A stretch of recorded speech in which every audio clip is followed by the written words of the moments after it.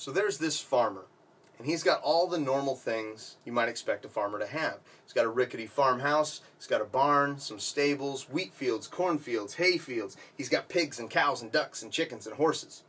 He's got a dusty old farm wife. He's got a couple little dusty farm kids. He's got a John Deere tractor and an old jalopy that he drives into town on the weekends. Now, this farmer's sitting down to breakfast one morning, reading the paper, enjoying his eggs, and in the paper he reads, it catches his eye, horse races, big cash prizes. Well, this farmer's never raced horses before, but he figures he's got a couple strong horses, so he heads out to the stables and he checks them out. He sees this horse Hobbin, so many hands high, he's got good teeth, he's got good hooves, and he's a strong-looking horse. So he decides to race him in the races. So he takes him down to the tracks, gets all the registration paperwork filled out. The official with the starting gun. The horse is in the gates, ready to go. The starting fences are starting blocks. The official shoots the gun off. Hobbin smokes these other horses, completely blows them out of the water. The farmer's amazed. The crowd is amazed. I guess all those years of good, honest farm work have made Hobbin a strong racing horse. The farmer wins a huge cash purse, and he thinks to himself, why am I not horse racing full-time? So he quits farming and he starts horse racing. And as the years go on, he upgrades his lifestyle because he's made a lot of money doing it. So he takes that farmhouse and he upgrades it into a mansion. He paves over the wheat fields and the corn fields and the hay fields, and he builds apartment complexes and shopping centers and parking garages. Now that dusty old farm wife that he had, he got rid of her. He got a Swedish supermodel. And those little dusty farm kids, he kicked them off to boarding school. Get out of my hair, he says. That old jalopy's upgraded to a BMW, and it fits nicely with his other sports cars. He's got an 18, 19 car garage. This farmer has made it. But as the years go on, he thinks to himself, Hobbin's getting a little old. I need to keep this income stream going, so he needs another horse. So he looks on Craigslist, he goes online, and he finds in the thoroughbred section a horse named Nobbin. And Nobbin is conveniently located a couple farms over. So the farmer goes over and he looks at Nobbin, and Nobbin, he's so many hands high, he's got good teeth, he's got good hooves, he's a strong-looking horse. And he tells the man, well, I'll take him, here's your money, sir. The man says, all right, here's your horse, have a good day. So the farmer takes Nobbin back to the farm. Nobbin wants to introduce himself, get to know the locals, so he goes around and starts meeting folks. He says, hey, pigs, how you doing? Cows, nice milk you got there. Chickens, I love the work you're doing with the eggs. It's great, I love it. But where better to go on a farm to introduce yourself than the horsey bar? So he goes to the horsey bar. He goes through the doors. They're old Western saloon-style doors. He goes in, he puts a foot up on the horsey stool, he orders himself a horsey beer, and he's sitting, relaxing, talking to the locals, introducing himself. Yeah, no, name's Nobbin, nice to meet you. Yeah, he got me on Craigslist, internet age, I know, crazy. But then he sees over in a booth of honor a horse named Hobbin.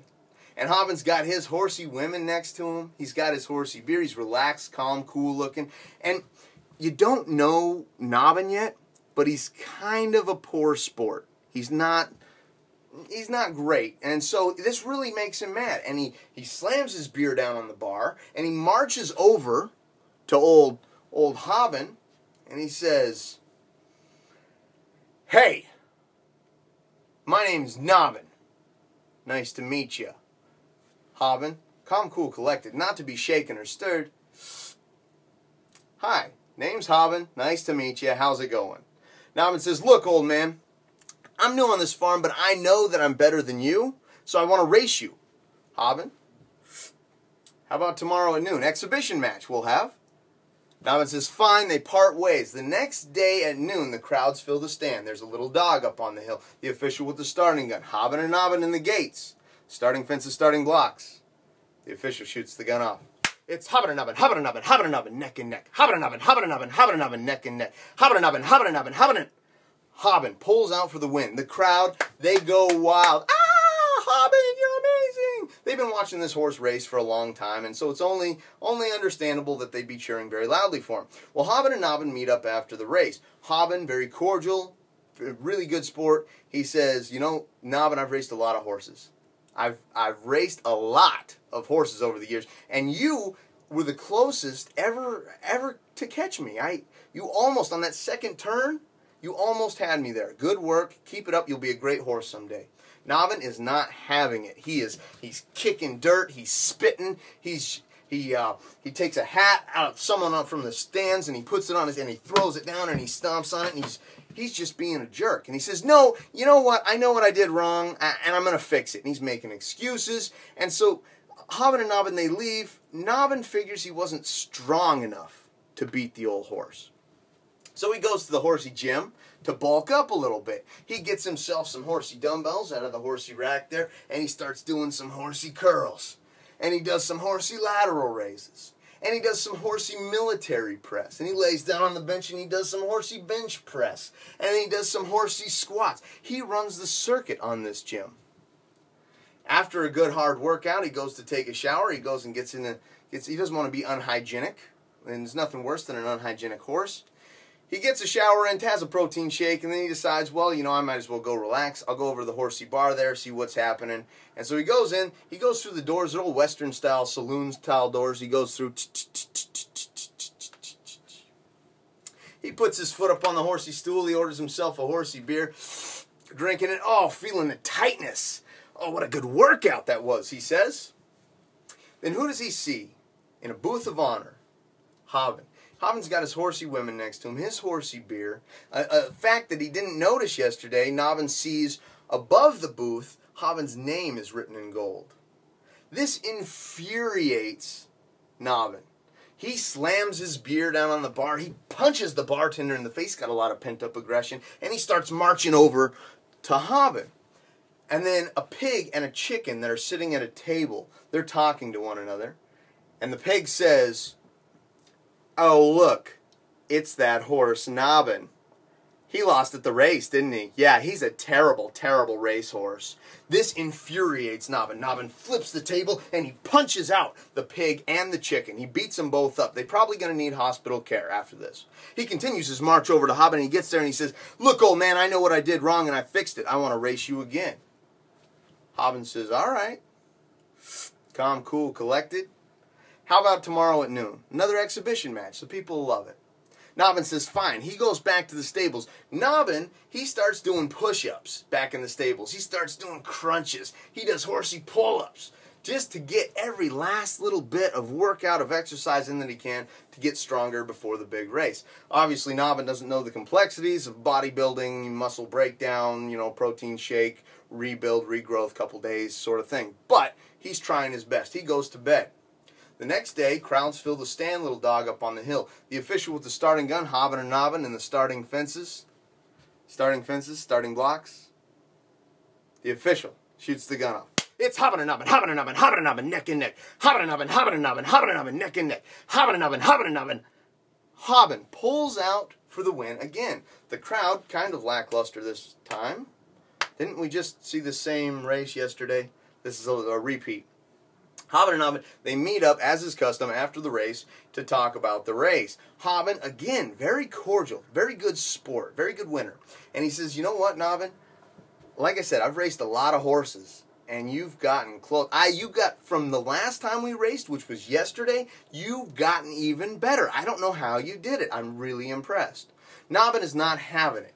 He's kicking dirt, he's spitting, he takes a baby out of the stand this time and throws him across the tracks. Don't worry, there's a goose on the other side that catches the baby. How kind. Nobbin says, look, I know what I did wrong, and I'm going to fix it. I'm going to race you again, and I'm going to beat you.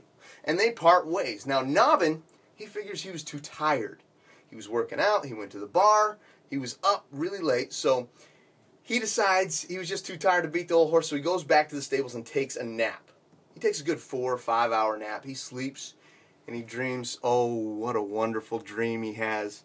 He dreams of victory. He dreams of roses being hung around his neck. He dreams of the horsey women that will adore him. He dreams of the accolades from the crowds and the screams and the applause and the trophies and just all the glory that he hasn't been able to have. And he wakes up, oh, what a good dream that was. What a wonderful, wonderful dream that was.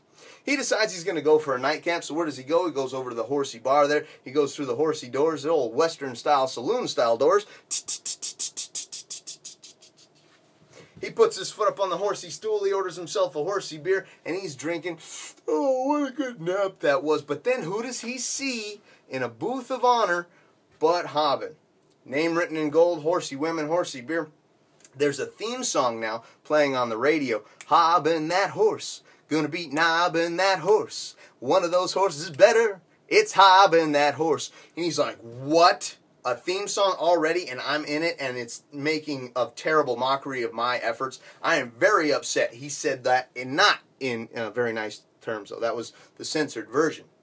He slams his beer down on the bar. He punches the bartender in the face. He takes alcohol, runs it across the bar, and he lights the bar on fire. He's very mad. And he starts marching over, and he looks out the window. And what does he see out the window? There's a parade going on. It's being held in Hobbin's honor. He can't believe it. This is a horse. This doesn't make sense. None of this makes sense. And he keeps marching over to Hobbin. And that pig and that chicken that were talking back yesterday, they're in casts. And Nobbin, he says, pig and chicken, don't you do it. And pig and chicken, they say, not gonna do it. And he keeps marching. He looks out the other window. There's a marble statue being carved of Hobbin in the courtyard of the bar. And he says, wow, this is a high-class establishment, for one. For two, why are they doing it of a horse? Doesn't make any sense. He marches over to Hobbin and he says, look here, old man. I know what I did wrong, and I'm gonna fix it. I want to race you again. Hobbin, calm, cool, collected. Why not?